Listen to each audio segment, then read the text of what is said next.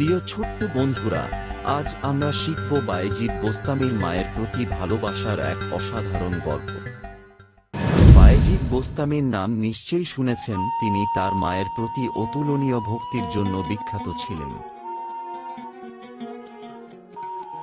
এক রাতে বায়েজিদ পড়ছিলেন এবং তার মা ঘুমাচ্ছিলেন। হঠাৎ তার মায়ের ঘুম ভেঙে গেল।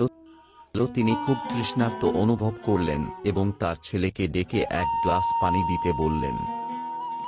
বায়েজিদ তৎক্ষণাৎ কলসের কাছে গেলেন, কিন্তু তাতে এক ফোঁটা জলও ছিল না। তাই তিনি কলসিটি নিয়ে দূরের ঝর্ণায় গিয়ে মায়ের জন্য পানি আনলেন।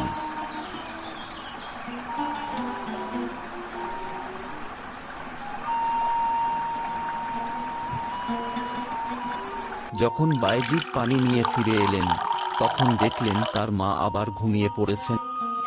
বায়েজিদ চিন্তা করলেন, মায়ের ঘুমের ব্যাঘাত করা উচিত হবে না। তাই তিনি মায়ের পাশে দাঁড়িয়ে থাকলেন, পানির গ্লাস হাতে নিয়ে।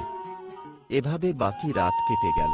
সকালে মায়ের ঘুম ভাঙল এবং তিনি দেখলেন বায়েজিদ তার বিছানার পাশে পানির গ্লাস নিয়ে দাঁড়িয়ে আছে। তার হৃদয়ে তার ছেলের প্রতি ভালোবাসায় ভরে উঠল। তিনি তার পুত্রকে সর্বোচ্চ আধ্যাত্মিক সম্মানে আশীর্বাদ করার জন্য আল্লাহর কাছে আন্তরিকভাবে প্রার্থনা করলেন। আল্লাহ তার প্রার্থনা মঞ্জুর করলেন এবং বায়েজিদকে তার সর্বশ্রেষ্ঠ ভক্তদের একজন বানিয়েছিলেন।